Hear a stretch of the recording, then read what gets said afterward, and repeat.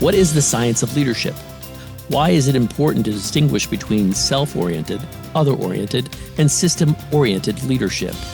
And how can leaders navigate modern challenges, such as the rise of AI or economic uncertainty? I will explore these questions and so much more with my very special guest, Margaret Moore, co-author with Dr. Jeff Hull of The Science of Leadership, 9 Ways to Expand Your Impact. So your book, The Science of Leadership, 9 Ways to Expand Your Impact, synthesizes, as I understand it, Margaret, over 15,000 studies into a practical framework for leadership. I was hoping you can share what inspired you and your co-author, Jeff Hull, to create this roadmap, and more importantly, why you felt it was critical to bridge the gap between leadership science, and I think this is really important, and real-world application for today's leaders. Right. That's a great question. So let me start by saying my first career was in biotechnology. So I'm a biologist with an MBA. So I worked with scientists. Both my husbands are scientists, not at the same time. So I have a deep respect and love for the scientific process. And I decided to pivot and move out of biotech. And I start the coaching industry in healthcare 25 years ago. And I quickly realized that all the science around human change and thriving that was relevant to coaching was not embedded in coaching competencies. And so it took 8 years. I met all the key scientists involved in the major models. We published what is now the textbook for the field, the Coaching Psychology Manual, and then have trained 16,000 coaches in 50 countries. So I've basically been in the field of bringing science into coaching practice. And good science works, Michael. I mean, when you follow a particular set of questions and you understand the science, you get somewhere meaningful. It's not just abstract, it's real. So in starting the Institute of Coaching at McLean Hospital, I've always had an interest in leadership. And so I began to write translations of leadership science, coaching science into articles, 100 so far. So just reading these research papers, some of them are like meta-analyses of 100 studies, 200 studies, 300 studies. So nobody's doing it. Like nobody's actually going back to the original research. You know, in leadership, what you have is lots of experts and lots of model builders who go and cherry pick the research to fit their model, but not really looking at the whole thing and saying, what's the learning from the whole? So I've been building up to this. And then Jeff is a psychologist and an executive coach. And then we work together at the Institute. And he's been doing the same thing in different ways, also has a book in this space. So we came together and we didn't intend to call it The Science of Leadership. It was going to be self-transforming leadership. But when we put the title out for survey, our editor popped in there, The Science of Leadership, and lo and behold, 70% of 400 people who answered the survey picked The Science of Leadership. And the reason they did is because nobody knows what it is. Like nobody's read these papers. So that inspired us to go the extra mile. And so there's something like 100 research topics in leadership. Yeah, and there's research that defines those 100 research topics. So you don't have to start from scratch by any means. And then I had my own model. That's a whole other story, which is just an organizing mechanism for putting things in different places, which allowed us to take all of it and sort it into these 9 topics. And then just read like crazy, and then let the research papers, like there would be 20 to 30 for each chapter, just sit there and look at them and say, okay, what is the story that this body of work tells you?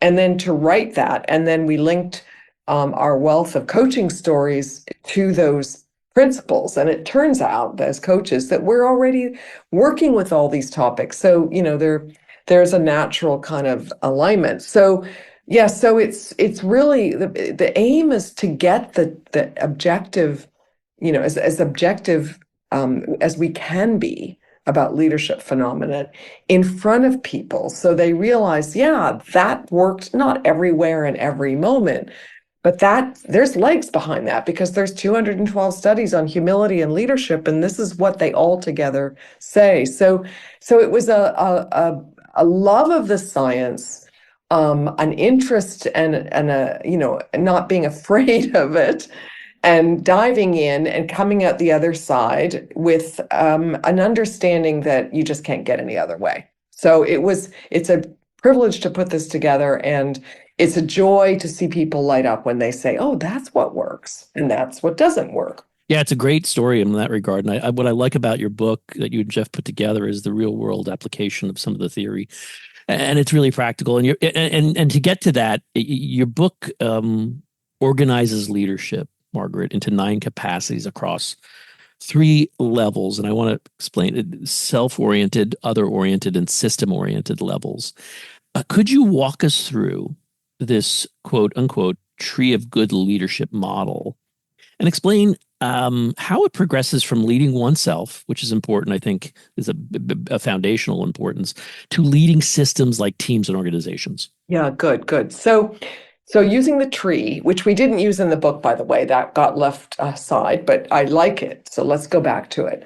The tree has roots, and the roots start with yourself and your relationship with yourself and leading yourself. And everybody has to do that. So that's the starting point. And the one that comes first is conscious, which is that you see things clearly. So you see yourself clearly. You see the world clearly. You see others clearly. You see, and we all have, this is where emotional intelligence comes in, at least half of it. So half of emotional intelligence is about self-awareness and self-regulation. Basically, being aware of your emotional states, your crazy thinking mind, and then regulating it.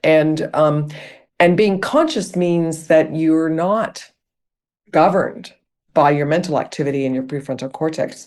You actually have to be in your senses. Like if you know Myers-Briggs, you have to be receiving, perceiving, not sending, not judging. So you actually have to put your mental and emotional activity down.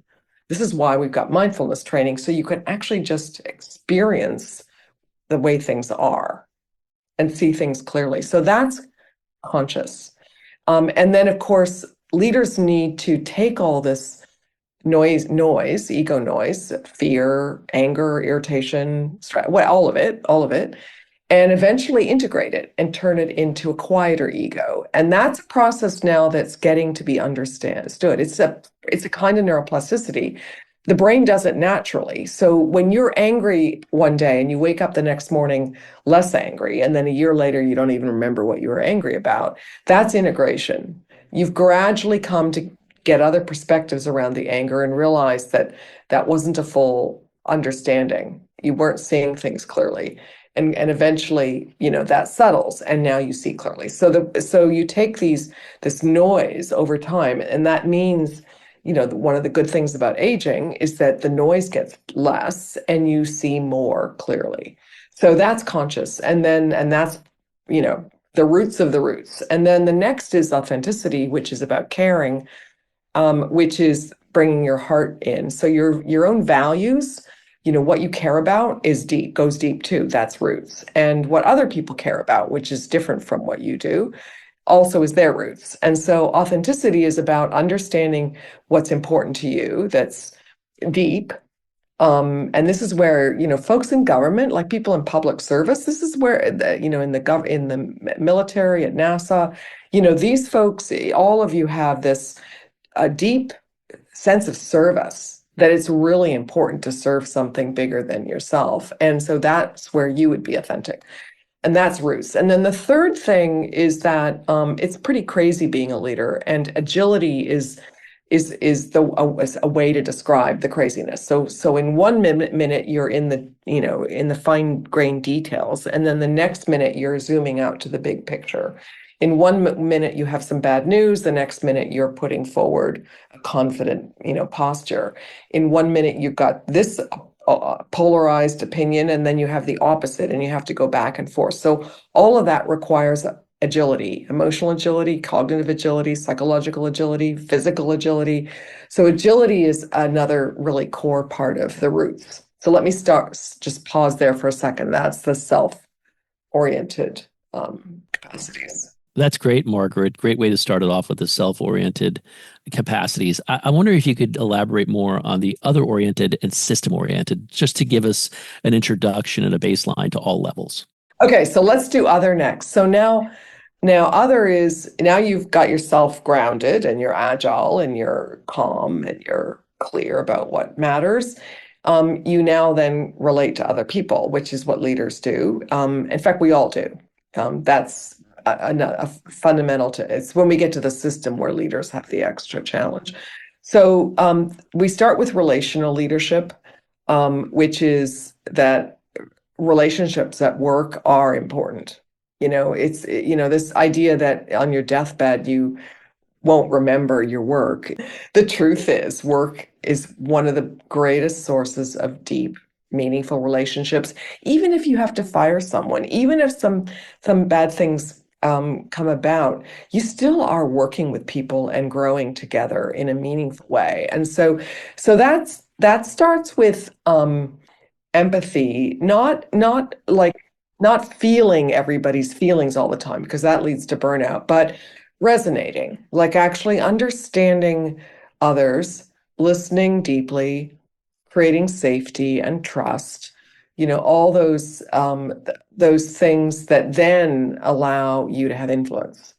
Because if people think you are with them and they trust you, then they will be more open to whatever, to change even, and disruptive change.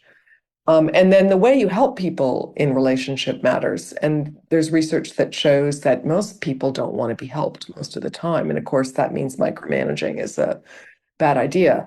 But when people are stuck and they've big roadblocks, they want you to step in and clear the way. If they have conflicts, that's when they want you as a leader to show up. So you have to be thoughtful about that. And then the second one is positive psychology. And thank goodness for positive psychology, because without it, the science of leadership would be thin. And so that's about building what they call psychological capital. You know, there's this leadership topic called human capital, and we don't like it very much because humans really should not be treated as capital, or AI will win. It's humans have capital. Humans have psychological capital, and we need to see humans first. And then psychological capital is something that we can help them build. So that includes agency. Like, I think I can actually have an impact here.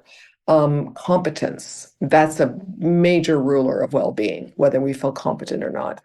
And then optimism and fulfillment and positive experiences, having flow experiences like this interview. You're in flow. It's unfolding. You don't quite know what you're going to say next. Kind of like AI, right?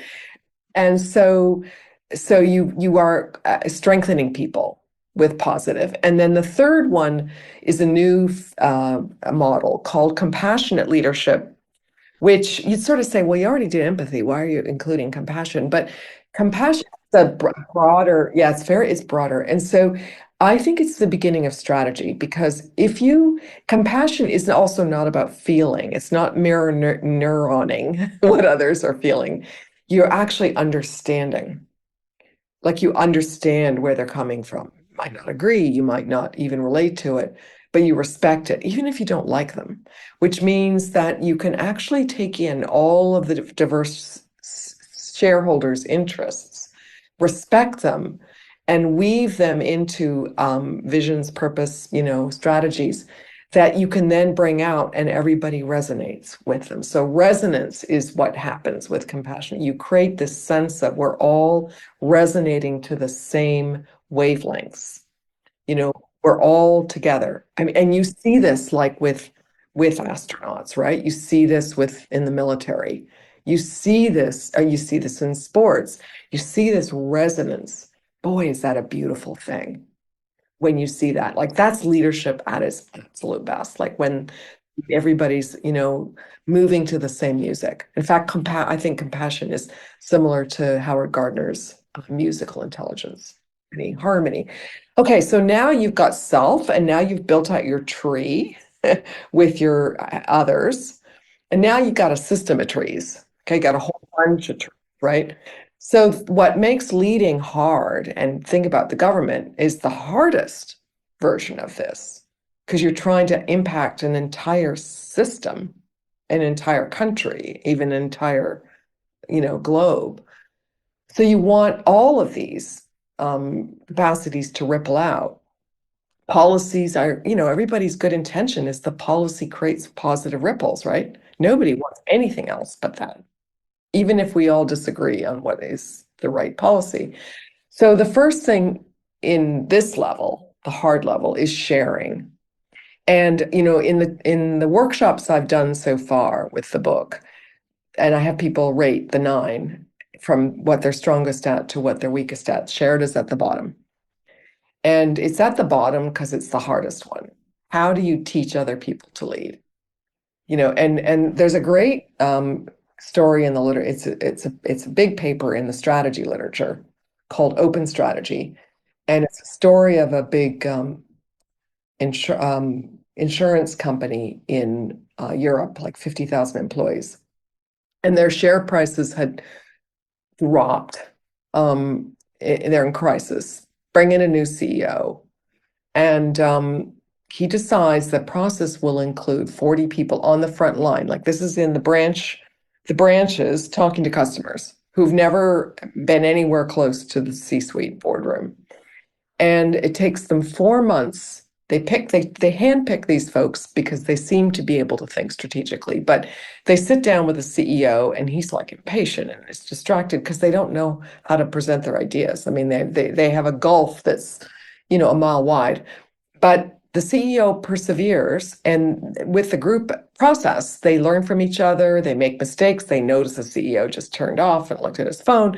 They eventually come up with what turns it into a third of the strategic plan, which immediately increases the valuation by $18 billion. Okay, so there's sharing leadership.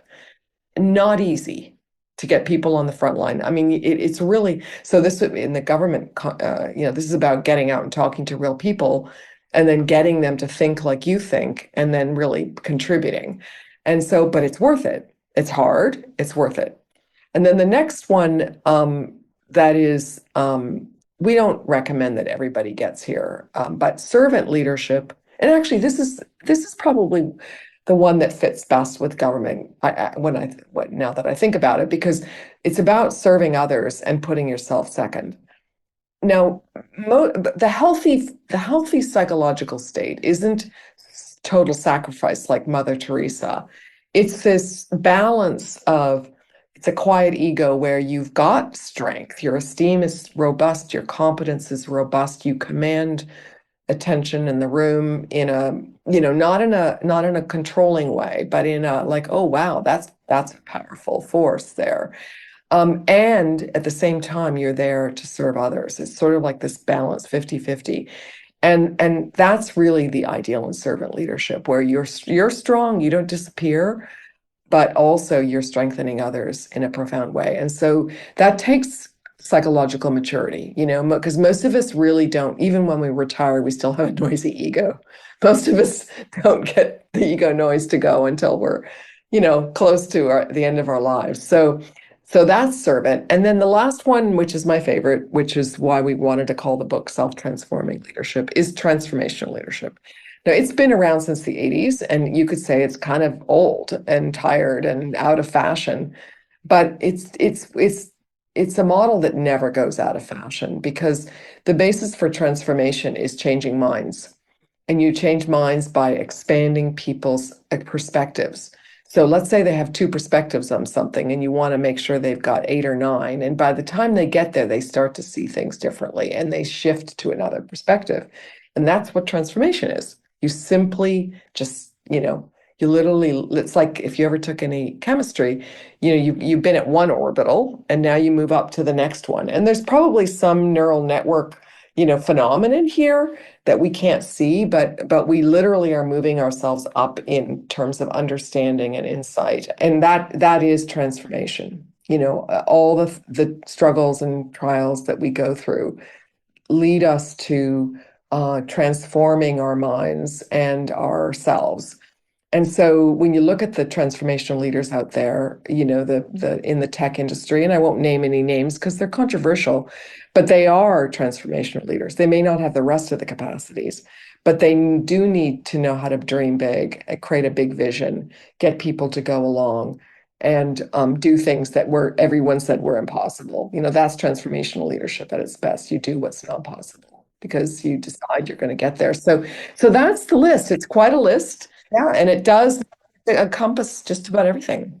At the center, we do a lot of research on agile leadership. And, I'm wondering, agility, flexibility, it's sort of how we've taken it is from the IT implementations perspective and making it so could you share with me, Margaret, your perspective? What practical strategies from your book can help leaders become more agile, navigating complex, issues around with regulations, stakeholder demands? How can they use agile? Gosh, yeah, and my earlier Harvard Health book, Organize Your Mind, is about agility. So I didn't really start from scratch with because the agile leadership work hasn't been studied significantly. So it's really not the researchers, roll their eyes. So and I knew that they would. So I we started with cognitive agility because that actually is the fun like that's the roots. What you do, what you're doing at the task level and the project level is the surface, but what do you have underneath it that allows that agility is coming from how you use your brain. Cognitive agility is a form of intelligence, the ability to move quickly. So think about a leader's day, right? And probably your day is similar. You move fluidly from extremely diverse things, right? You've got this podcast, and then you've got to lead a team, and then maybe you're writing an article, or maybe you're doing a presentation. All of those extremely different tasks require a different set of neural networks. So you're moving, because your nonlinear stuff's largely not only on the right side of your brain, then your thinking is, across the front, and then your visualizing is back at the back of the brain. Your receiving intuition is at the top, they're all over. So if you're intentionally, using the right brain state for the right task, it's like having a workout where you use every single part of your body every day, right? So the sense that you've got all these systems of neural networks and these tasks all ask you to turn on different ones and then move. So when you're like in receiving mode, like you sit back and you take a breath and you're in the back of your brain, the opposite brain state to that is actually up in the left frontal cortex when you're actually in deep focus around something narrow, like you're looking at something you're worried about, like some numbers in a spreadsheet or something. They're exactly opposite. So when you want to move from, like I'm sitting back, I'm in the back of my brain, and now I go into this intent. If you look at it from a brain map, it's mutually exclusive. In fact, a lot of these are mutually exclusive. So you're moving your mind around across your brain like a crazy person as a leader. And there's a few things to say about that. One is that some people are just naturally more agile. You can get more agile. That's why we want seniors to be continuing to solve problems, because if they lose that agility, they're much more prone to dementia and cognitive decline.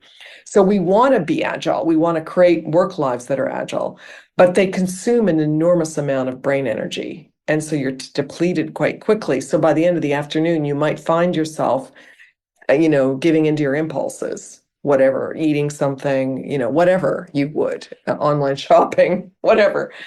So you got to know that agility is hard work, that you want to use it well, and you need lots of brain breaks. Just like a minute or two getting up and not using your brain for a while, letting your brain wander. So yeah, so I think that and then sleeping and eating and exercising is amazing for cognitive agility. So that's how I think about it, Michael. And there's a book by Wilma Kutzdal. It's 3 inches thick, called The Agile Mind. She's a neuroscientist at Harvard, and it's all about this and what actually makes agility and what are the dimensions of agility. So that's where I like to go, because that's underneath the surface that then allows you to be able to get through a day of, every 30 minutes doing something quite different. I wanted to go back because one thing I did miss and we didn't talk about, and I'd like to get your perspective, Margaret, is the system oriented capacities. I want to ask one question around there. Well, your book covers these capacities for leading teams and organizations.